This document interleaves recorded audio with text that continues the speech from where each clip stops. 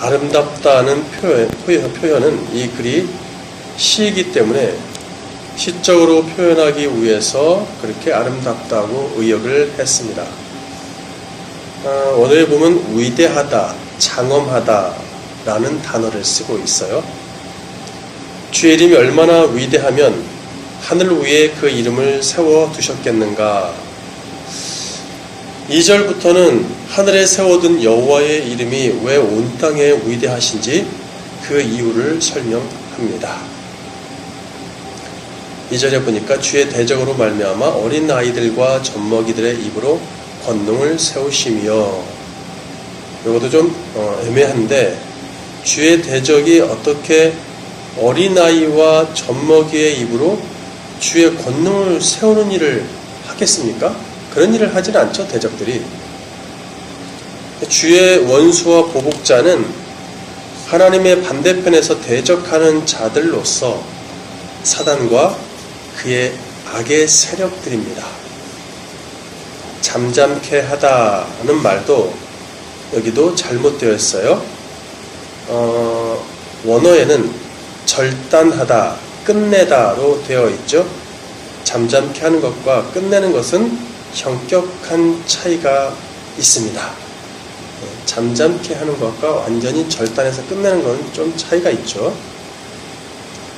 앞으로 이제 시편을 보시면서 번역상의 많은 문제들을 제가 지적을 할 텐데, 시다 보니까 이런 문제들이 발생을 합니다. 왜냐하면 시는 그 내용이 속에 숨겨져 있잖아요. 그리고 아름답게 또는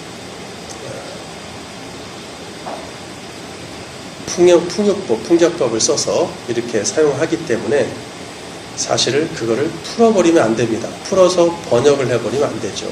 번역할 때는 그런 어떤 숨겨진 뜻이 있는 그대로 단어들을, 시인이 쓴 단어를 그대로 써야 됩니다. 어쨌든 그렇기 때문에 시편 같은 경우에는 번역 성경들이 아주 천차만별로 서로 다르게 번역을 하고 있어요.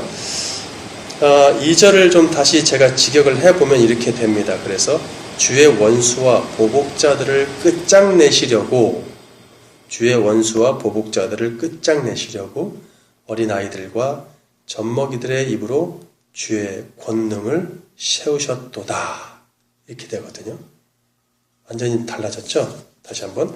주의 원수와 보복자들을 끝장내시려고 어린아이들과 젖먹이들의 입으로 주의 권능을 세우셨도다. 이 말은 예수님이 마태복음 21장에서 그대로 가져와서 인용하십니다. 마태복음 21장 15절에 대제사장들과 서기관들이 예수께서 하시는 이상한 일과 또 성전에서 소리질러 호산나 다윗의 자손이여 하는 어린아이들을 보고 노하여 예수께 말하되 그들이 하는 말을 듣느냐? 예수께서 이르시되 그렇다. 어린아이와 젖먹이들의 입에서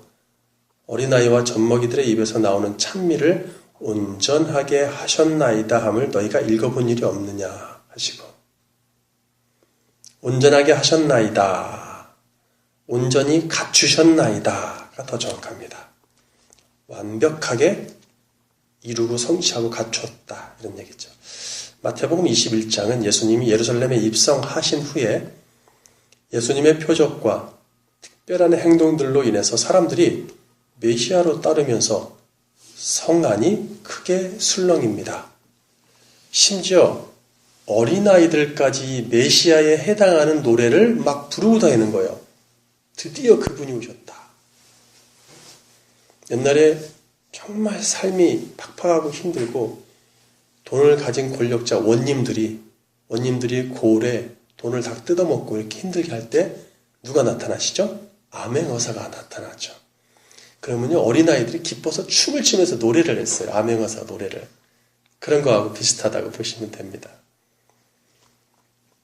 그래 종교 지도자들이 화가 나서 자기들이 알고 있는 메시아가 나타났을 때는 이런 현상이 벌어지면 안 되죠. 로마부터 처치해야 되는데 전혀 그런 게 없으니까 화가 났어요.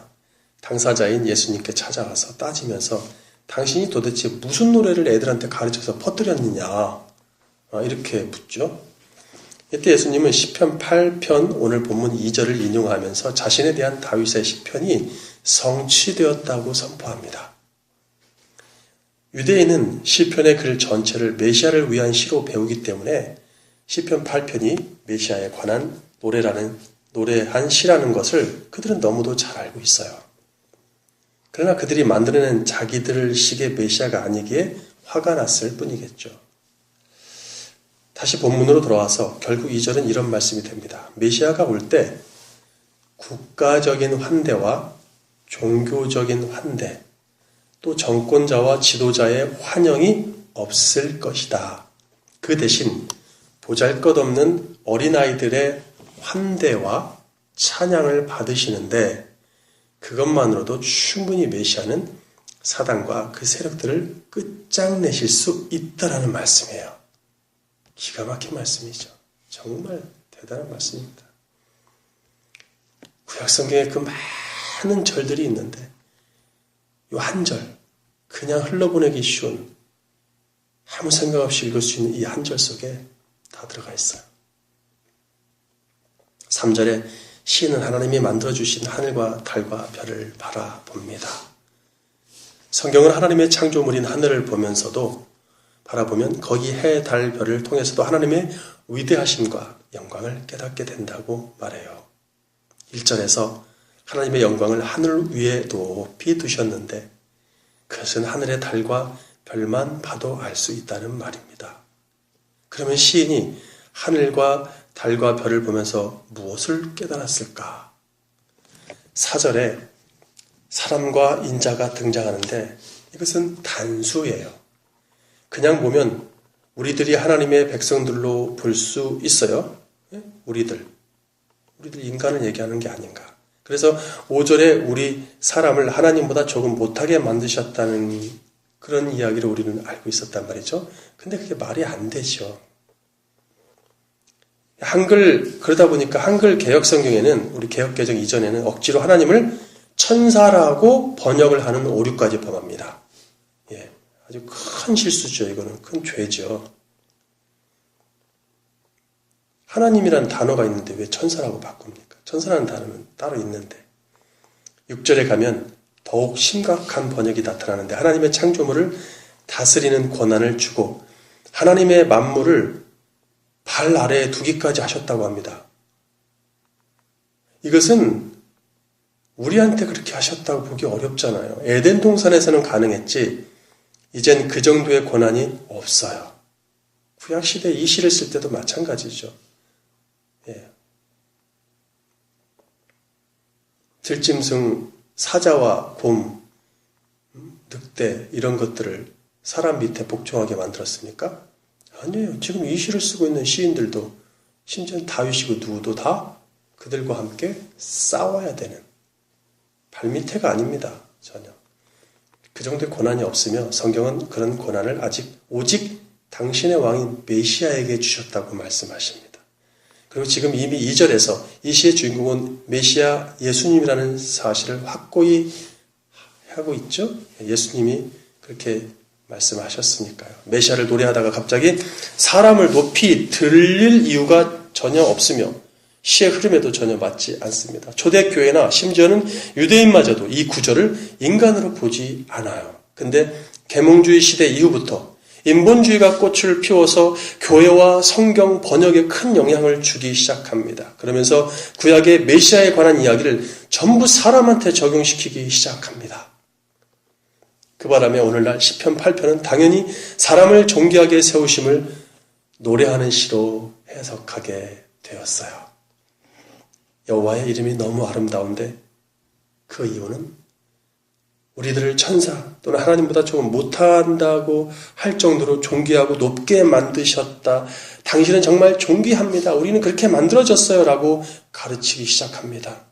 그렇게 되면 예수 그리스도의 영광을 우리가 중간에서 가로채는 오류를 범할 수 있어요. 그러므로 4절에 사람 인자는 우리 같은 인간이 아닌 인간의 몸으로 오신 메시아를 뜻합니다. 구약 성경에는 특별히 메시아를 사람과 인자로 표현합니다. 예, 반드시 사람에게서 태어나서 사람으로 온다. 슈퍼 태권브이가 아니다. 어떤 불사신의 하늘에서 떨어진 신과 같은 그런 로마도 헤롯도 한 손가락으로 없앨 수 있는 그런 사람으로 오는 게 아니다. 특별히 시편 8편은 예수님이 직접 자신에 관한 예언임을 언급하실 정도로 정확히 메시아에 관한 노래입니다. 하나님은 그의 아들 예수에게 모든 만물을 그의 발 아래 복종케 하셔서 만물의 소유권과 통치권을 주셨어요. 이는 만물이 그리스도에 의해서 그리스도를 위해서 창조되었기 때문이죠. 이것을 바울이 또 그대로 받아서 에베소서 1장 20절에서 22절에서 말해줍니다. 에베소서 1장 20절에 그의 능력이 그리스도 안에서 역사하사 죽은 자들 가운데서 다시 살리시고 하늘에서 자기의 오른편에 앉히사, 하나님이 예수님을 그렇게 하셨다는 거죠. 모든 통치와 권세와 능력과 주권과 이 세상뿐 아니라 오는 세상에 일컫는 모든 이름 위에 뛰어나게 하시고 또 만물을 그의 발 아래에 복종하게 하시고, 시편 오늘 본문을 가져오죠. 다윗은 이런 구원자 메시아와 그가 열어간 시대를 생각할 때 감격할 수밖에 없었고 그의 시대를 사모하며 부끄러워할 수밖에 없었습니다. 그리고 오늘 시를 쓰고 있어요. 그리고 이런 메시아의 구속사역을 밤하늘의 달과 별을 통해서라도 깨닫고 있다는 얘기죠. 밤하늘의 달과 별, 저 무한한 세계, 인간은 감히 도달할 수 없는 눈으로 보는 세계도 도달 못하는데 저 하늘의 달과 별을 만드신 하나님이시라면 우리를 위해서 반드시 위대하신 그분을 보내주실 것이다.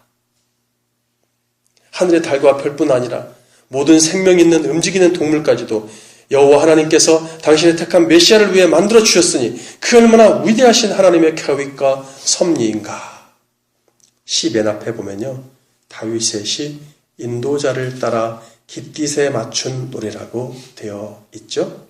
그런데 깃딧은 블레셋 가드에서 썼던 악기와 그 리듬을 말합니다.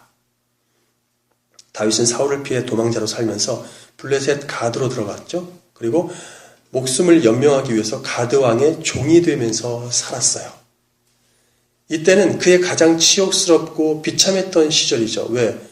국가적인 원수한테 속해버렸으니까 이완용보다 더 못하죠. 그때 부른 노래이든지 아니면 왕이 된 이후에 그때 그 블레셋 시절을 생각하며 부른 노래입니다. 그에게 있어서 가드에서 삶은 구원자 메시아를 가장 간절히 소망했던 시절입니다. 그는 육적인 기준으로는 최고의 명예와 부와 권세를 누리는 인생이었지만 영적인 기준으로 가장 위태롭고 험난한 인생을 깨닫게 됐죠. 원수 마귀와 그 약한 세력들의 공격에 속수무책으로 당할 수밖에 없는 현실을 보면서 그 누구보다 더 메시아를 갈망했고 이미 그 수준을 넘어서 메시아와 그 시대를 찬양합니다. 이런 메시아를 주실 계획을 갖고 계신 하나님, 여호와 하나님의 이름이야말로 온 땅에 가장 위대하지 않겠습니까?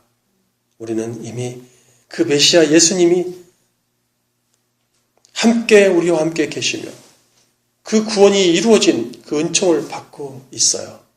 그 옛날 다윗이 그랬다면 우리는 하늘의 달과 별을 보면서 다윗보다 더 감격적이고 더 은혜롭게 여호와 하나님의 이름을 위대하다고 노래할 수 있지 않겠습니까? 좀 전에 새벽 기도를 하려고 걸어오는데 초승달이 하늘에 환하게 떠 있어요. 근데 그 옆에 바로 샛별이죠. 네, 그 별이 붙어 있어요. 밤하늘을 보는 걸 좋아하는데 생전 처음 그런 모습을 봤습니다. 그렇죠? 하나님이 마치 깜짝쇼 하시는 것처럼 위대하신 온 우주 만물을 창조하신 그분께서 무엇을 위해서 창조하셨습니까? 바로 여러분을 위해서 이 땅을 창조해 주셨어요. 그리고 그분은 위대한 그것을 이루시기 위해서 당신의 아들을 이 땅에 보내셔서 그토록 시인들이 원했던 구원을 이루어내셨습니다. 오늘 하루도 그 예수, 구원자 예수 그리스도와 함께 기쁘고 복된 하루가 되기를 예수 그리스도 이름으로 축원합니다.